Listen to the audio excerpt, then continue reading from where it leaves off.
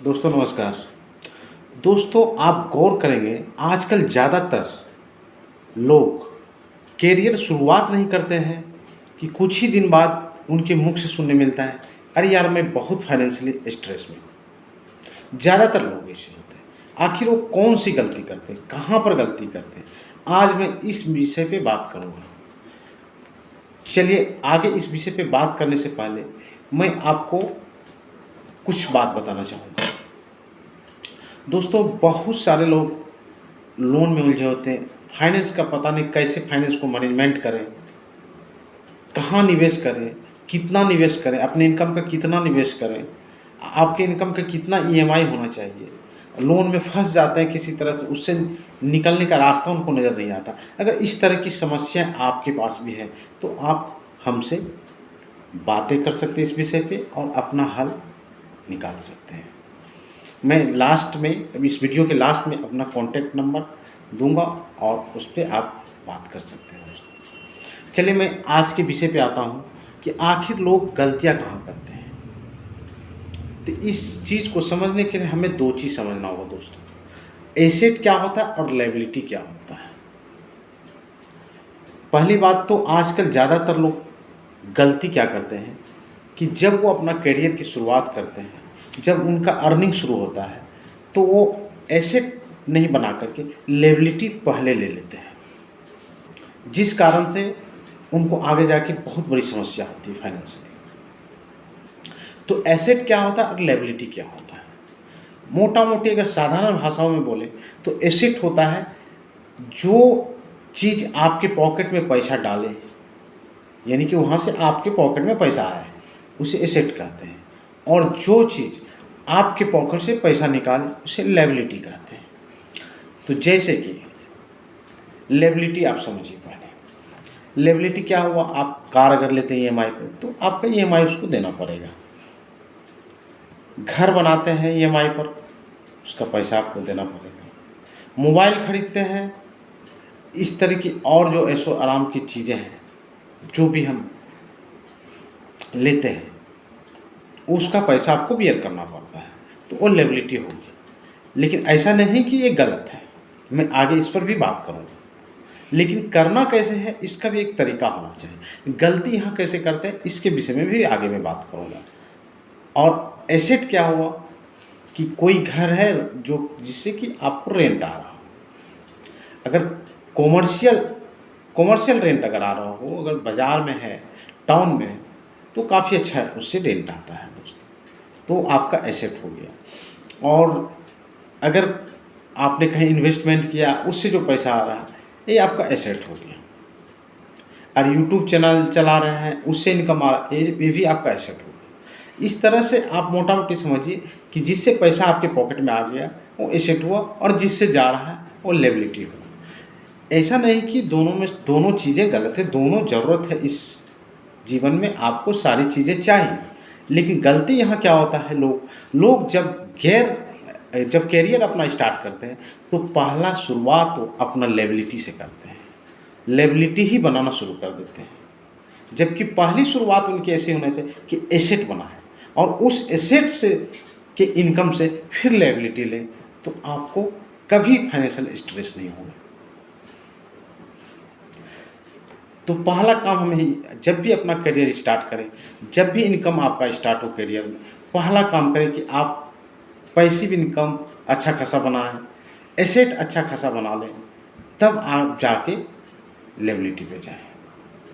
लेकिन आजकल के ज़्यादा यंगस्टर क्या करते हैं, जैसे ही नौकरी हुआ कि ईएमआई पे घर लेते हैं, ईएमआई पे कार लेते हैं, महंगी मोबाइल लेते हैं, और जिसके चक्कर में आगे जाके स्ट्रेस में आ जाते हैं।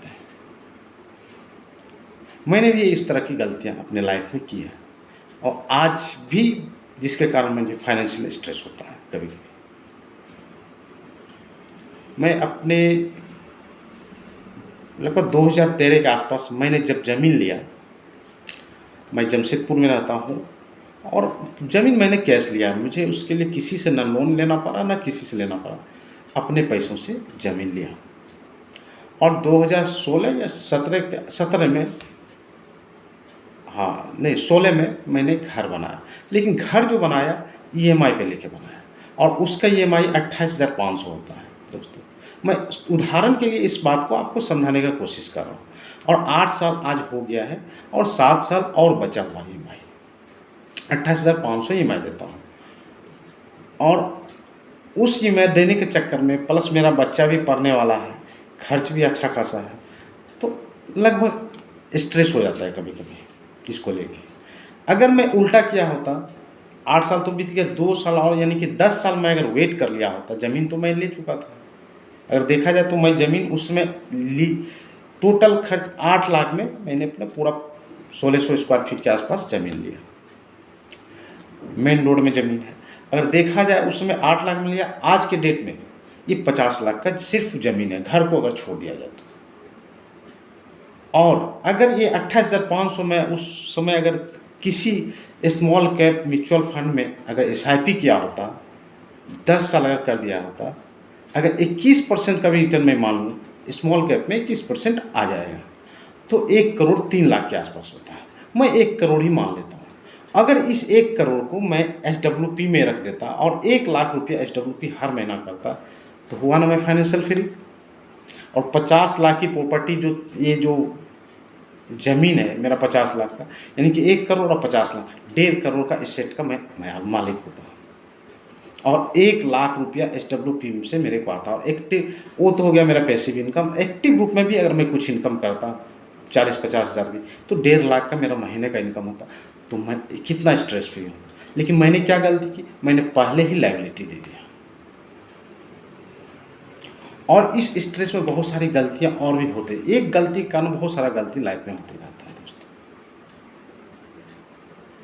जैसा कि मेरी बातों को आप समझ गए होंगे कि क्या होता है एसेट और क्या होता है लायबिलिटी। तो कभी भी दोस्तों जब भी अपना करियर स्टार्ट करें तो पहला काम करें, सब कुछ छोड़ के, त्याग करके, पेशेंस करके एसेट को बनाएं। स्टॉक में निवेश करें, प्रॉपर्टी में निवेश करें, ज़्यादा से ज़्यादा एसेट बनाने की कोशिश करें। एक अच्छा खासा इनकम जब होने लगे तब आप थोड़ा बहुत लायबिलिटी लेंगे। आज जैसे अगर मैं एसडब्ल्यूपी से 1 लाख रुपया आता, आज मैं 28,000 अगर उससे भरता, तो मेरे को कोई टेंशन नहीं होता, कोई स्ट्रेस नहीं होता फाइनेंशियल। और आजकल के युवा ज़्यादातर यही गलती करते हैं दोस्तों। नमस्कार दोस्तों, फिर इस विषय में और भी मैं डिटेल बात करूंगा नेक्स्ट वीडियो में। नमस्कार दोस्तों। नमस्कार दोस्तों, कई लोगों के जेन में छोटे छोटे प्रश्न होते हैं जिसका जवाब उनको नहीं मिल पाता। उनको लगता है हम किससे पूछें। तो आपको, आपके पास अगर मेरा ये वीडियो पहुंच चुका है, तो अब मेरे से आप कुछ भी इन्वेस्टिंग के बारे में, सेविंग के बारे में, अगर आपके ऊपर ज़्यादा कर्ज हो गया है, आपका कम कमाई है, तो आप कैसे बड़ा पैसा बनाएं, आप फाइनेंशियली उलझे हुए तो कैसे उससे निकलें, इस तरह के कई प्रश्न अगर आपके मन में है तो आप डायरेक्ट हमसे आप वीडियो कॉलिंग के थ्रू बात कर सकते हैं। आपको आधे घंटे का समय मिलेगा। इसका मैंने छोटा सा फ़ी रखा है 300 रुपीज़। आपको जो नीचे नंबर दिया गया, इसमें गूगल पे, फ़ोनपे दोनों है, आप इसमें पे करके मेरे को, यही नंबर व्हाट्सएप नंबर है, इस पर आपको व्हाट्सएप कर दें, मैं आपको लिंक भेज दूँगा और समय का चयन आप अपने हिसाब से कर सकते हैं। तो मैं आधे घंटे आपसे बात कर सकता हूँ। नमस्कार।